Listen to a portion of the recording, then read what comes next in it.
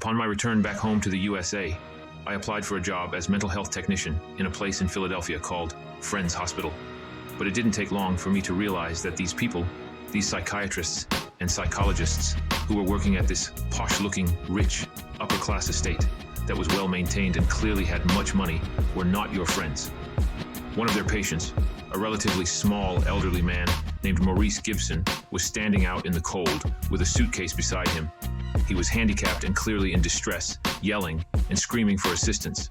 But the cars just kept on slowly driving by, and the pedestrians didn't even bother to stop help or listen. One pedestrian literally looked at Morris, casually slowly walked by and shook his head and refused to stop, listen, or seek help for him when it was clear Morris was in distress and a handicapped senior citizen.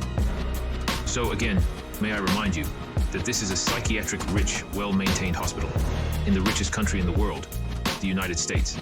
But even with all this money, they treat their own citizens like disposable commodities to be used and discarded and ignored on the side of the streets. I came over to Maurice and I told him I'll inform the staff, give them his location, and make sure that they knew that he needed immediate assistance and urgent help. I did so, not once, but twice. After informing the secretary that there was a handicapped patient with a suitcase who was abandoned on the side of the street near the hospital entrance within the estate, who needed urgent assistance. I returned a second time about 15 minutes later to inquire if help was sent. The secretary acknowledged and responded affirmatively, so I left to my job interview.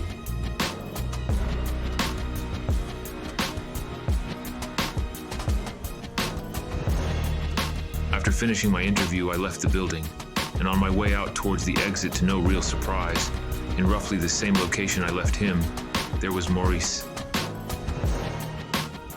The only difference is that this time he was deliberately laying flat on his face in the middle of the street, and even then, cars were driving around him instead of stopping and giving him assistance or reporting the event to hospital staff. If there was a misplaced wallet with a few $100 bills lying on the street, an American would gladly quickly jump out of her vehicle and stop and take it. But if there is a senior citizen who is handicapped and a minority of lower income or status who is literally possibly dying, right in front of them, they will walk right by and not bat even a single eye. When I returned to Morris and helped him up, he hugged me and literally broke down crying. This is what he said. People walking kept going by me.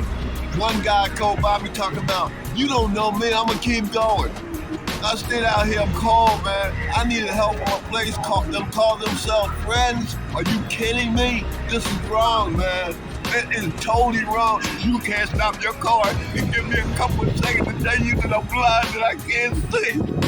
That's wrong, man. Thank you. Wrong. After slowly escorting Maurice to the reception of the building, we met the secretary, who I informed of Maurice's crisis. This lady was a young woman of color and responded with indifference and defense, even though she and her organization abandoned a blind, handicapped patient, senior citizen, in the front of their rich hospital that they pretentiously call Friends, for over 1 hour alone in the cold, as he repeatedly cried to the universe for help. It is evident to me, and anyone who has ears to hear and eyes to see, that United States of America is a very, very Luciferian society that is governed by selfishness and apathy and exorbitant greed, veiled under the thin guise of freedom, diversity, and democracy. So, in short, you are liars and frauds, cowards and thieves who abuse power with greed, and unfortunately, you have been sadly and badly deceived. Friends, Hospital.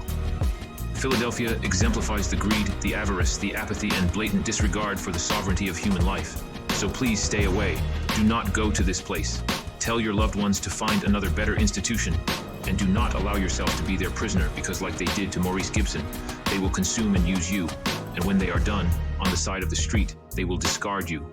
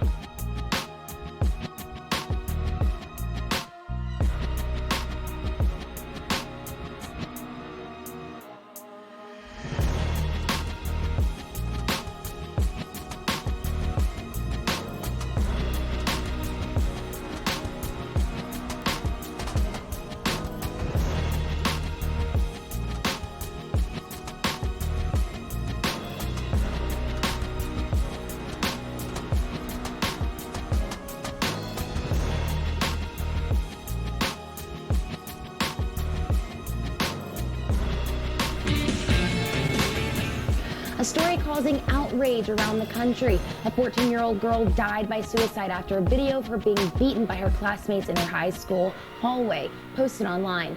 Now her father is demanding justice and accountability. Our Rena Roy is here with the story. Outrage growing in this New Jersey community. Students demanding justice for Adriana. The 14-year-old's heartbroken father, Michael Cush, says she died by suicide last week. Adriana was the most happy, beautiful young lady in the world. Adriana dying just 2 days after this alleged attack. Seen in disturbing cell phone video posted online. The high school freshman punched, kicked, and dragged by fellow classmates. She was also hit with a water bottle. Cush says it was a tragic case of meaningless bullying that continued online after. Getting hit in the face with a water bottle didn't hurt Adriana.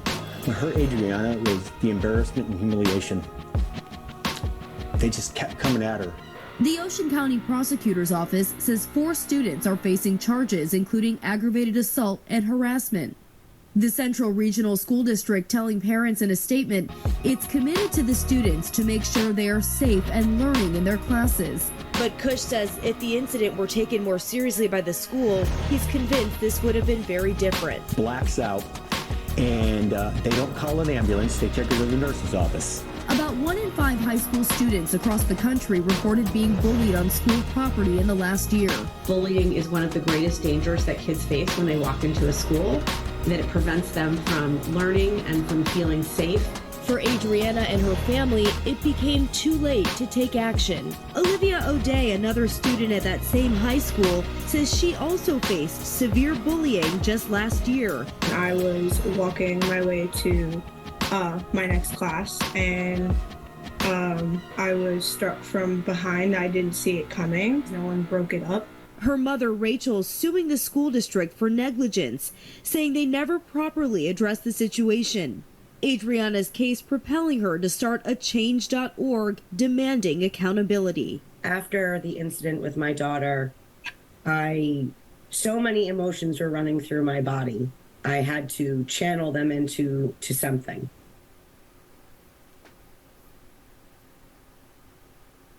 Okay, so after watching this video, what happens is that many people who are downtrodden, they get abused badly, they develop mental problems, issues, and even Adriana didn't kill herself, let's just say she decided just to push forward and maybe manage to survive. Down the road, she may also end up in the mental hospital, the psych ward, just because of the abuse and trauma that you regularly dish out on your citizens. And then when they come to you for help, at Friends Hospital, these are people who have been abused and messed up their whole lives, badly traumatized, and they just need some solace and help. What do you do, Friends Hospital? You exploit them and you even abuse them more. So then afterwards, when they're finally done, you're done with them, you're even more rich, and you've used them and you discard them on the side of the street, and then they just have it and they just kill themselves, and boom. You see? So everything is connected. Everything affects everything, And it's just sad that you would choose to be predators and prey on people and consume and use them when society has already abused and messed them up so much. Alright? So these people that are going to your hospital, you should be so kind and compassionate towards them. You should be helping them. But I've been to Friends Hospital before, and you are still exploiting them, even after all the things that they've been through.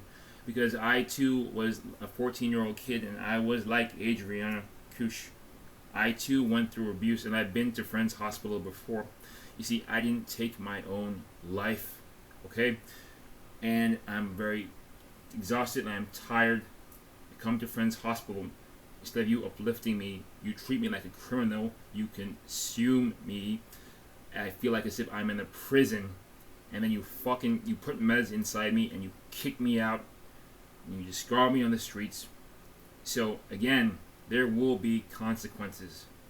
there will be consequences for your actions because you think that you're being smart and clever by doing this, by pretty much creating money for lives. But listen to me closely. If you are complicit with this kind of behavior and you think that this behavior is all right, where you are consuming people, you are exploiting people who are already downtrodden, who are very abused and vulnerable, right? If you think that you are smart and you are clever, social worker Kenesha and that other social worker, I do not know her name, but I'm very familiar with you people. You do not care about any of those people inside there, and you are using them. You are exploiting people who are very, very vulnerable and who have been abused for money. So if you want to be complicit in this behavior and continue running your hospital the way that you are running it, then there will be severe consequences for you in this lifetime and the next. So that is my warning to you, that you need to back off and you need to change things, how you run the hospital and how you run this society. Because I am sick of it. Alright? You are a bunch of frauds, you are liars, you are manipulators, you are cowards who abuse power with greed, and you are thieves. You are thieves. And if you think that you can escape and get away with what is coming to you, then sadly you are so mistaken and you have been deceived. So you should feel grateful that I am here telling you this. Do you understand? Friends Hospital and all the other hospitals out there who are pretty much complicit with the exploitation and the abuse of people like Adriana Kush, who are vulnerable. You know, Kush, she ended up killing herself. But there are many people who have been abused in similar ways and they don't end up killing themselves. However, they end up getting mental illnesses. They end up getting pushed and marginalized in society, and they just want break and they just want rest, you know. They want help, they want solace, and they come to you, and all you do is just consume them and abuse them even more. So yes, when they leave the hospital, they will be killing themselves even at a higher rate. And this is a fact. This is a statistic. Many people who leave the mental hospitals, they just end up killing themselves. Look it up. It's a statistic. There's a high rate of suicide after those who go to the mental hospitals. Alright? It's a well-known statistic. Now, you know why. Because they're being exploited and they're being abused by hospitals just like Friends Philadelphia. So if you are listening to this message and you're someone who is wondering, you need assistance, whatever you do not go to Friends. You stay the hell away from there. Thank you.